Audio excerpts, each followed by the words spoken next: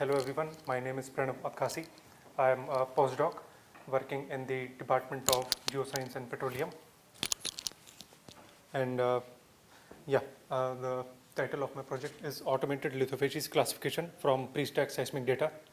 So this project is basically a collaboration between NTNU and Wintershall DEA. So this is roughly what I will be taking you through today. First I will introduce the project and what is the motivation behind this project. Then I will take you through the conventional inversion workflow and what are the limitations. Then I will take you through the automation workflow that we are proposing to overcome the limitations of the conventional workflow and the results so far, because this project was started 4 months ago, so still in the initial stages. And then we have the planned work for the future. And lastly, the use and impact in case the project realizes its full potential. So first, I introduce you. So essentially what we have is, we have the subsurface that has several lithologies that are characterized by different rock properties like porosity, clay volume, water saturation. And then from these rock properties, we have something that is, we can model elastic parameters that refers to for example, the P velocity of the subsurface, the S velocity, density, etc. And then from these elastic parameters, we get what we have the seismic data. So the forward procedure is called modeling. But actually what we do is when we go out in the field, we collect the seismic data first. And then from there, we try to estimate some elastic parameters and some rock properties. So our ultimate objective is actually to understand the rock properties from seismic data. So this workflow of estimating rock properties from seismic data is inversion. So what are the challenges in this conventional inversion? It looks very straightforward here. The first is that conventional seismic inversion and this part is called rock physics inversion. They are non-linear and computationally expensive processes. So they are very, very challenging in other words. And secondly, the quantity of the seismic data is usually in several terabytes, if not petabytes. So we have huge quantities of seismic data, depending on the surveys, 2-dimensional, 3-dimensional.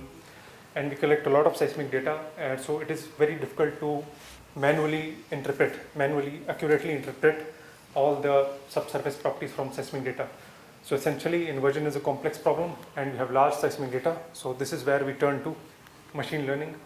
So machine learning, as we have seen from the previous talks, that it is good at solving problems that are non-linear and have a complex physical relations between them. So it would be good to see if we can substitute this workflow by machine learning approaches.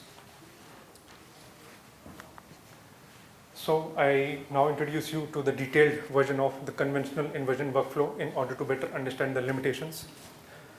So what we have here is seismic data that looks like something like a waveform that we have here. What we essentially do is that we perform some wavelet removal, because whenever we go out in the field to acquire seismic data, we use a source that propagates wave through the subsurface that is recorded. So we try to remove that source and get a higher resolution version of the seismic data.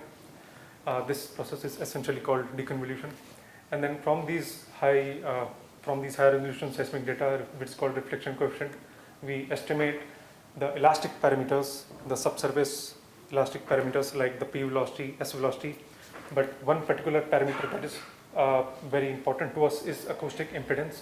As I'll be elaborating later, acoustic impedance is the product of the density and the subsurface P velocity. So this is the acoustic impedance. And then this acoustic impedance is actually related to these several lithophases classes. So this is a column in depth for the clean sand, oil sand. We could have these columns that will correspond to this depth trend of the elastic parameters. So the workflow that's from seismic data to estimating elastic parameter is usually seismic inversion. And the workflow from estimating lithophases from elastic parameter is the rock physics inversion. So our objective is actually to automate the inversion workflow because of the limitations I described previously, having lots of seismic data and inversion being a very complex nonlinear process. So what do we mean by automating the inversion workflow? Basically, you have a machine learning system somewhere in between you input some seismic data, and what you get directly is the lithofacy column. So this is the objective that we have. So how do we propose to automate this workflow? How do we propose to bring in machine learning? The first is, what I would like to elaborate is, we propose to use supervised machine learning techniques. Supervised machine learning techniques because they can be tailored specifically to the geology of a region. For example, if we are exploring the Gulf of Mexico, so we could take the all available data from that region and train our machine learning system, so it will be better at predicting the data in Gulf of Mexico rather than the data from anywhere else. So that's why we propose to use supervised machine learning techniques. And the general workflow will be to have labeled data, that is elastic parameters, or we could have the seismic data linked to the pairs of lithofacies. And this is further divided into two parts. The first part is we use rock physics modeling. We use the bound models in rock physics modeling, and we use two variables only, porosity and clay content of the rock. So essentially what we have here is the model that we are using for clean sand. So this model has 0% clay, and this is the upper and the lower bounds of the elastic parameter that we are computing. On the other end of the spectrum, we have a shale model. So this has varying amounts of clay, that is particularly smectite. And what we assume from this model is that which corresponds to 100% clay. So essentially this is the curve for 0% clay, and this is 100% clay. So we interpolate between these two one-dimensional curves to get a bivariate distribution with respect to porosity and clay content. Then once we have computed the elastic parameters, in this case again being acoustic impedance, what we do is that we perform some recursive processes to get the reflection coefficient series that could be converted to the wavelet to get seismic data. But we'll be not elaborating because we always have an option to optimize either at this stage or at this stage. So in this example, in this presentation, I'll be optimizing at this stage. The second will be, of course, to train the supervised machine learning system with the data that we have generated. So based on our rock physics modeling, this is what we have modeled acoustic impedance. That is actually the product of the subsurface density and the P velocity. So this is our model space, and as I told that we have a bivariate distribution. This is with respect to the porosity and the clay volume of the rock. So these are the values of acoustic impedance with respect to these two variables.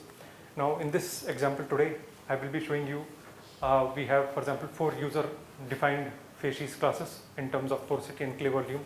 So we have divided this parameter space into 4 classes. This is clean sand that has about 0 to 10% clay and about 20 to 40% porosity. Shaly sand that has more clay within similar porosity range. And on this end we have shale that is more than 50% clay. So these are the 4 lithofacies classes that we have defined. Now if we try to see the probability distributions of these 4 lithofacies classes, what we see is that their probability distributions are quite overlapping. So facies 1 refers to clean sand and facies 4 refers to shale. So we have quite overlapping probability distributions here, which makes encoding of the data difficult, because if a value is picked randomly from here, we are not sure if it belongs to facie 1, 2, 3 or 4. So as a result, one possible solution is that we separate these probability distribution functions in a high order dimension space by using some statistical or unsupervised machine learning techniques. But today I will be talking about another solution, that is introduce an additional elastic parameter that has well resolved probability distribution functions. So from the same rock physics modeling, we computed another parameter, that is the ratio of P and S velocities of the subsurface. And we assume the same 4 class of lithofacies that have been defined by the user in terms of porosity fraction and clay volume fraction. And what we see here is that as opposed to the previous probability distributions of the previous model parameter, these probability distribution functions are very well resolved, which makes encoding very easy, because now we know that facie 1, for example, clean sand has VPVS ratios only in this range and there is no overlap between them. So hence from here we can say that it is better to introduce an additional elastic parameter in order to get better, more accurate machine learning results. So from those probability distributions, I generated 50,000 random samples that have been split into training, validation and test datasets, as we have seen previously in Cuthbert's and Convolutional. So we split this by 70, 15, 15%. And what we have here is each and every sample out of this 50,000 sample looks like this. So we have elastic parameter 1, acoustic impedance, that has overlapping probability distribution functions. Then we introduce another additional elastic parameter, VP-VS ratio, that has well-resolved probability distribution functions. And these two parameters, which we have not considered for the time being, are actually obtained by differential of the logarithm of this trend, that is the reflection coefficient series. And by convolution of this with the wavelet, we get the seismic data. That is what we acquire in the field. Now, if you notice that each and every sample has two curves. The first is true and the second is band limited. So the true is what we are modeling, but in reality, when we acquire seismic data and we perform some recursive inversion, we get band limited values of these elastic parameters that we see. So essentially, the band limited values miss out some information on the low frequency and high frequency parts because it is band limited. So in reality, what we estimate by recursive inversion is something like this. So I will be showing you two cases. The first is the true, in which our training data has these two values, and the second case is band limiting, in which it has this approximate values. And within those two cases, I will be showing what happens if we take only the acoustic impedance and what happens if we take both the acoustic impedance coupled with VP-VS ratios. So so here we don't take these two, we just optimize this, we label them with the corresponding facies that we have here. So this part, for example, corresponds to shale, this part corresponds to clean sand. So we do the labeling and then our data is ready. Now before I show the results, I would like to briefly introduce you to convolutional neural network that has been explained earlier in the morning very well. So convolutional neural network particularly we have chosen within the class of supervised learning because they have an invariant feature extraction strategy, and it has been successfully applied to seismic data for estimation of elastic parameters and well-log depth matching problems. So this is the structure of convolutional neural network. So essentially what we have is we have several layers of convolution for each and every feature map that we have that are connected by pooling layers, and then the output is passed into a fully connected layer, that's a multi-layer perceptron. So if we see what is happening within each convolution layer is that each and every feature map is actually being convolved with a kernel, what we call, and we can control the number of kernels and the size of the kernels. So this area, for example, from in convolutional layer 1 maps only to this by means of convolution. So this is how this is what is happening within the convolution layers, and at the same time we are doing some subsampling of the input. So this is the pooling that is reducing the input dimensions by subsampling. So we have something called a max pooling here, that is within this region the maximum value is mapped here. So this is the structure of a convolutional neural network. So I have used this for training the system, and just before I show you results, so I have done a Python based implementation of open source TensorFlow backend and Keras API, and without going into details, so we have an Keras as an option to automatically search for the best network architecture, that's called hyperband optimization. So that has been done by using hyperband search strategy. So the first case is the true values, that is ideal. So here I show you the prediction accuracy, that is the confusion matrix. So these facies actually represent the true labels and these are the predicted labels. So ideally this should be a diagonal matrix, but in this case when we are using only the acoustic impedance for training, we see that the accuracy is not good enough. For some reasons it's able to predict the sandy shale very well, but the overall accuracy is around 47%. Now if we consider the additional parameter which has well resolved probability distribution functions, that is with both acoustic impedance and VP-VS, we see 100% accuracy because this is the ideal true values that we are training into the system. Now I show you the second case in which I am using the band limited values, which is often the real case scenario. So here what we have is again when we train the data with train the system with only acoustic impedance, what we find here is the accuracies are not very good. They are overall somewhat higher for this test sample size that we have taken, but the average accuracy for predicting is 37%. That means it is only 37% reliable as compared to the 47% in the previous case. And when we use both parameters, acoustic impedance and the VP-VS ratio, then in the previous case it was 100% accurate, but here it has dropped down to 60% accuracy. So these are the results so far, and of course this is a work in progress. So what we are planning to do is improve the accuracy of the real case scenario that is having a band limited training data set. So what we do is that we need to reconstruct the missing information from the low and high frequencies. So that can be done by using either secondary sources such as well logs, because I'm assuming that only source of information right now is seismic, but we could have other secondary sources. Or secondly, we could, there have been studies that have extrapolated seismic data to low and high ends of the spectrum. So we could extrapolate the frequency range of the seismic data using machine learning techniques as well.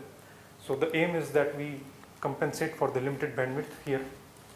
The second is that in case we don't have additional parameters that are available to us, for example VPVS ratio, we only have one parameter, then we have to somehow distinguish between the overlapping probability distribution functions by some statistical or unsupervised learning that can recast that into a higher order dimensional space. Then we would like to have some probabilistic encoding. Instead of attributing to a single facie, we would like to introduce some probabilities that this particular value of the parameter corresponds to this facie with this probability. So that we would like to do. And the last one would be, right now we have taken only bivariate two variables, porosity and clay content, but here if we incorporate some additional rock properties, for example fluid saturation, then we will be able to better have more prediction, for example oil sands, gas saturated sands, so we will be able to define more facies classes. So if this is what the finished product is supposed to be, you have your input as a band limited depth trend, either elastic parameter or seismic data. Then we compensate for the limited bandwidth by extracting information from the low and high ends of the frequencies, and then we put that into a machine learning system that has been trained with a comprehensive data set that is specific to that region. And this is how we obtain the final output, that this depth window corresponds to, for example, clean sand. So this is what the finished product would actually look like. And what would be the uses and impact? Again, it would automated inversion would notably speed up the interpretation of subsurface prospects, so we are saving time, and we have lesser manual control is needed, and we have better accuracy as well, so we save money as well. Yeah, thank you very much.